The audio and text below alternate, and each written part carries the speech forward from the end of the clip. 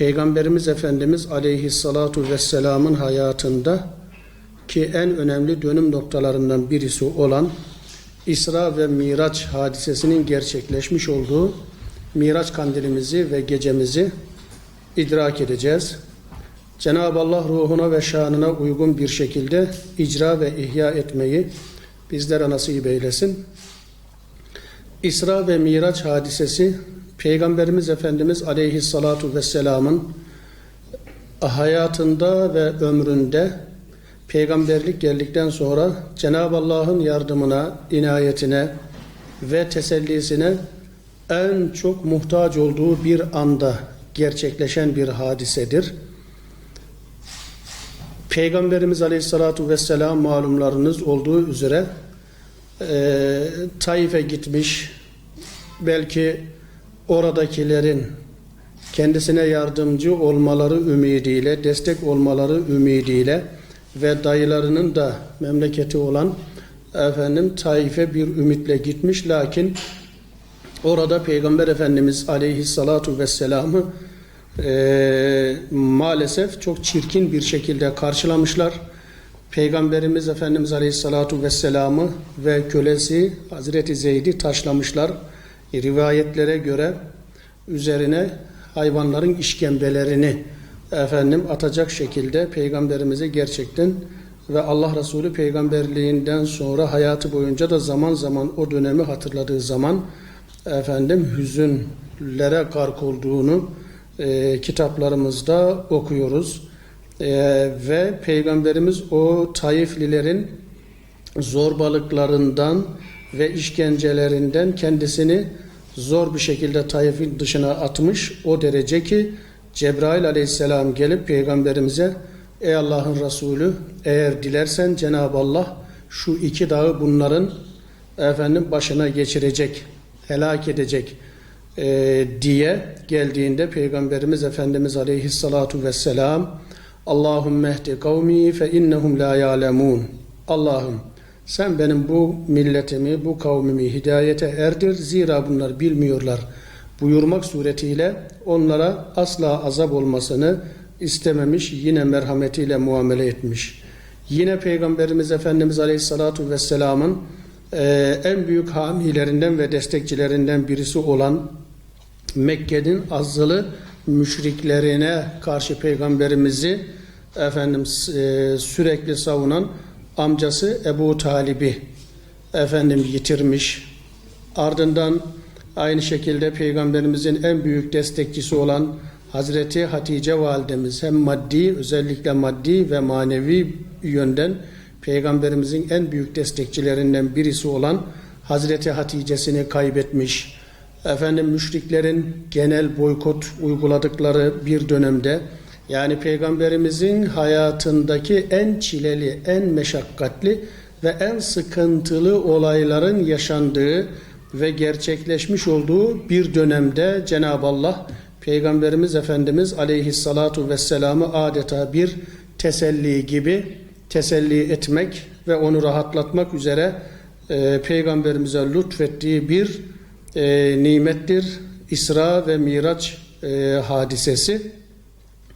Allah Resulü o boykot yıllarında o derece sıkıntı çekti ki Muhammed Hamidullah Hoca İslam Peygamberi adlı eserinde bir sahabeden o günleri naklederken o boykot yıllarında öyle sıkıntı, öyle açlık, öyle yokluk, öyle kıtlık yaşadık ki bizden birisi günler önce ölmüş bir hayvanın kurumuş derisini bulduğu için onu kaynatıp da suyundan içeceği için çok sevinmiştik demek suretiyle boykot yıllarının Peygamberimize ve sahabeye nedenle acı ve ızdırap dolu geçtiğini bu ifadelerle bildirmekte.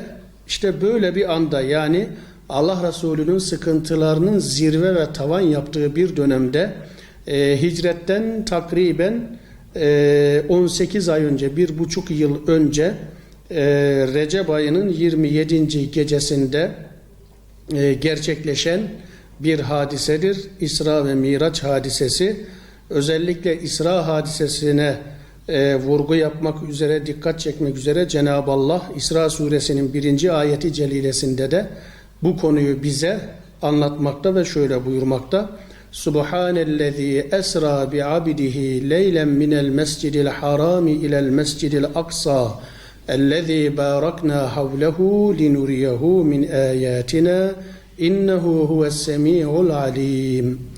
Kulunu Muhammed'ini gecenin kısacık bir anında Mekke'deki Kabe-i Muazzama'dan, Mescid-i Haram'dan Kudüs'teki Mescid-i Aksa'ya götüren, orada linuriyehu min ayatina, ayetlerinden bir kısmını peygamberine göstermek üzere ve etrafını mübarek kıldığımız Mescid-i Haram'dan Mescid-i Aksa'ya kulu Muhammed'ini yürüten, götüren Allah'ın şanı pek yücedir. İnnehu huves-semî'ul basîr. Şüphesiz o Allah görendir. Yaptıklarımızı, ettiklerimizi gören ve söylediklerimizi de işitendir buyurmak suretiyle İsra suresinin 1. ayeti celilesinde bu gerçeğe dikkat çekmekte. Ve Allah Resulü aleyhissalatu vesselam bu gece Cebrail aleyhisselam ile beraber önce Mescid-i Haram'dan Kudüs'e ve orada tüm peygamberlere namaz kıldırmak suretiyle namaz kıldırdıktan sonra da 7 kat göklerde her bir peygamberle selamlaşıp onlara selam verip onların selamlarını alması, hal hatır sormalarından sonra ta ki Cenab-ı Allah'ın huzuruna kadar gitmiş olduğu, yürümüş olduğu bir gecenin adıdır İsra ve Miraç gecesi. Cenab-ı Allah bu gecede Peygamber Efendimiz Aleyhissalatu vesselama ahirette ümmetinin yaşayacağı hallerden bir kısmını da göstermiştir. Rivayetlere göre İsra ve Miraç hadisesini anlatan hadisi şeriflere ve bu konuda yazılan eserlere baktığımız zaman Cenab-ı Allah ahirette gıybet edenlerin, dedikodu yapanların, büyük günahların en büyüklerinden olan faiz yiyenlerin, hakkı ve gerçeği gizleyenlerin, zina edenlerin ahirette karşılaşacakları acı sonlarını Cenab-ı Allah Peygamberimiz Efendimiz Aleyhissalatu Vesselam'a göstermiştir. Bu gece ayrıca Cenab-ı Allah bu gecenin bir hatırası olarak bu geceyle ilgili bir takım Allah Resulü Aleyhissalatu Vesselam'a ve ümmetine hediyelerde bulunmuştur. 5 vakit günde kılmış olduğumuz 5 vakit namazımız bize İsra ve Miraç gecemizin bir hatırasıdır, hediyesidir ve İsra ve Miraç'la beraber namaz farz kılınmış ve Allah Resulü Aleyhissalatu Vesselam da hadisi şerifinde Es-salatu mi'racul mu'min, namaz müminin miracıdır. Yani adeta Cenab-ı Allah Rabbim beni göklere uruc eyletti, yükseltti. Benim miracım işte o bir gece yaşamış olduğum, önce Mekke'den, Mescid-i Haram'dan Kudüs'teki Mescid-i Aksa'ya, oradan da Rabbimin huzuruna kadar yüceltilmem, götürülmem benim miracım, ümmetimin miracı da yani günde 5 defa Cenab-ı Allah'a yükselmiş olduğu namaz olduğunu Allah Resulü bize Aleyhissalatu Vesselam namazın bir mirac olduğunu, Cenab-ı Allah'a yükselten, Cenab-ı Allah'a yücelten bir mirac olduğunu Peygamberimiz bize bildiriyor. Onun için namazsız Müslümanlık olmaz. Nasıl bu dünyada Müslüman olduktan sonra ilk yapmamız gereken ibadet namaz olduğu gibi, aynı şekilde ahirette de hesaba çekildiğimiz zaman ilk hesabının sorulacağı amelimiz namazımızdır. Yine bugünün hatıralarından bir diğeri de memleketimizin doğusundan batısına, kuzeyinden güneyine bütün camilerinde yatsı namazına mütakiben okumuş olduğumuz Bakara suresinin son 2 ayeti celilesi Amener Resulü diye bildiğimiz o 2 ayeti celilede bu gecenin bir hediyesi ve hatırasıdır ki Allah Resulü aleyhissalatu vesselam işte yatmadan önce bu iki ayeti okuyanın bu iki ayetin kendisine kafi ve yeterli olacağını bizlere efendim müjdelemiştir. Yine bu gecenin bize getirdikleri efendim müjdelerden birisi de şirke bulaşmayan, büyük günahlara bulaşmadan ölenlerin efendim bir şekilde cennete gireceklerini müjdesini Peygamberimizin aldığı gecede yine bu İsra ve Miraç gecesidir. Yine İsra ve Miraç gecesinin efendim bizlere öğrettiği bir diğer husus da Allah Resulü aleyhissalatu vesselama bağlılığımızı efendim gözden geçirmemiz. Zira müşrikler Peygamberimiz kendilerine efendim bu gece ben Mekke'den Kudüs'e oradan da göklere yükseltildim diye söylediği zaman müşrikler inanmamışlar. Tabiri caizse alay edip Peygamberimizle efendim dalga geçmişlerdi ve Peygamberimizin haberinden sonra müşrikler Hazreti Ebubekir'e gelerek ya Ebubekir görüyor musun? Arkadaşın gene bir şeyler söylüyor. Efendim bu bir gecede gecenin bir kısmında Mekke'den Kudüs'e oradan da göklere yükseldiğini söylüyor. Ne dersin dedikleri zaman bunu kim söyledi? Bunu o mu söyledi? Evet o söyledi. O söylediyse doğru söylemiştir.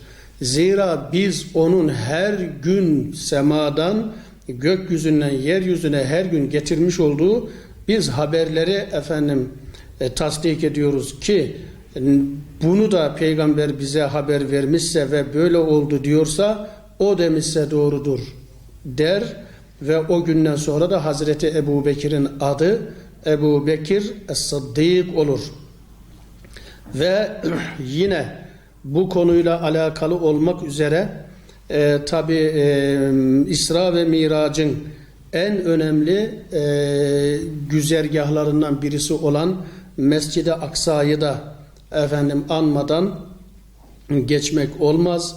Mescid-i Aksa efendim Abdülhamid Han Hazretlerinin ifadesiyle Mekke efendim Mescid-i Haram Allah'ın haremi, Mescid-i Nebevi Ravza Resulullah'ın haremi ve Mescid-i Aksa ise ümmetin haremidir buyurmak suretiyle Mescid-i Aksa'nın nedenli efendim Müslümanlar için önemli bir yer olduğu, Peygamber Efendimiz Aleyhissalatu Vesselam'a namaz efendim farz kılındığı zaman Müslümanlar namazlarını Kabe'den önce Kudüs'teki Mescid-i Aksa'ya yönelerek efendim kılmaları, yani Peygamberimiz ve ilk sahabelerin Ulu Nebimizin ilk kıblesi olan Mescid-i Aksa'yı anmadan efendim geçmek elbette mümkün değildir.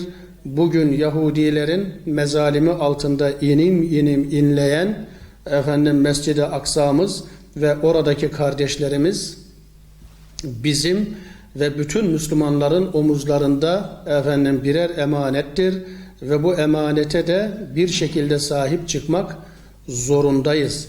Ve bu kandil günleri, İsra Miraç gecelerinin bize bugün için hatırlatacağı ve hatırlatması gereken en önemli mesaj budur. Yani inananların ve Müslümanların bir an evvel Mescid-i Aksa'yı bu zulümlerden ve esaretten efendim kurtarmaları gerektiğinin plan ve projelerini yapmak zorundalar.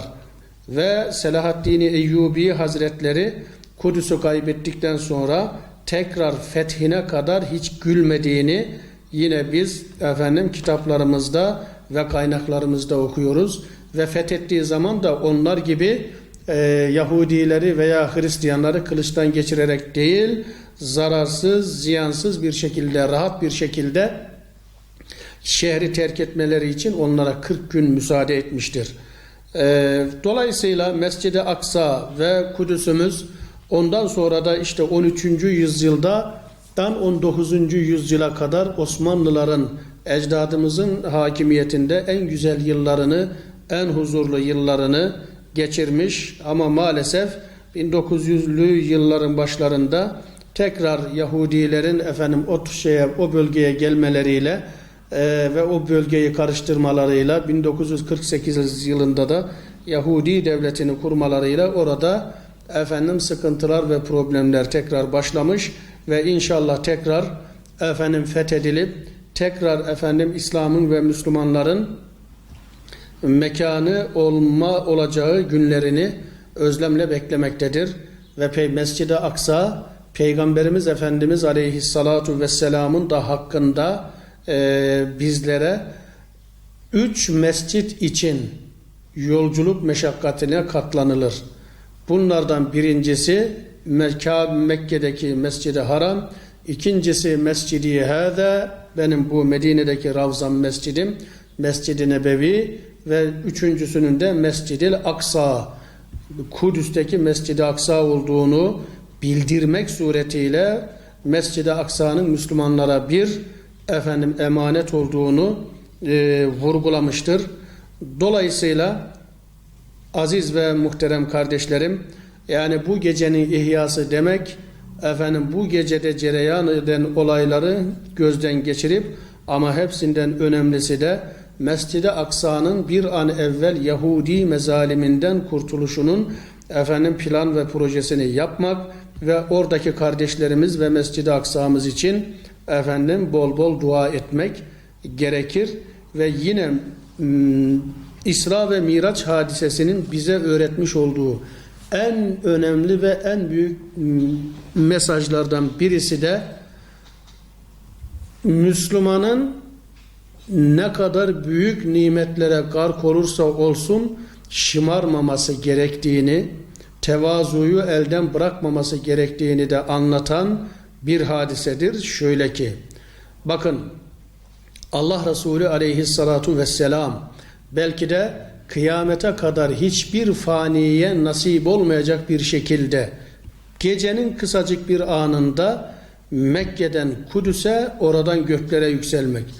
Buna hiçbir fani bu hiçbir faniye nasip olmayacak derecede büyük bir nimet, muazzam bir Allah'ın ikramı. Bu ikrama, bu muhteşem mazhariyete mazhar olan Allah Resulü Aleyhissalatu Vesselam, Cenab-ı Allah Peygamberimizi, bu nimetlere gark olan İsra ve Miracı yaşayan Peygamberimizi anlatırken, bu hadiseyi anlatırken Subhanellezî esra bi abdihi, kulunu, bakın bu kadar büyük nimetlere gark olmuş olan bir insanı, Peygamberimiz Efendimiz Aleyhissalatu Vesselam'ı abid demek, abede, köle demek, köle.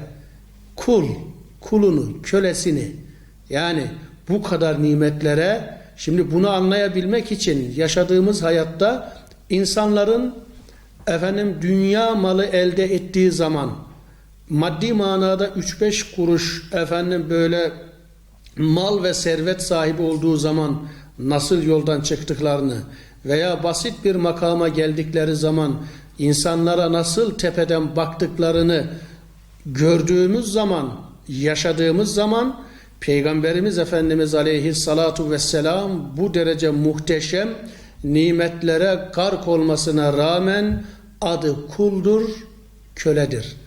Dolayısıyla her türlü mal, mülk, servet, nimet, imkan hepsi de gelir geçer.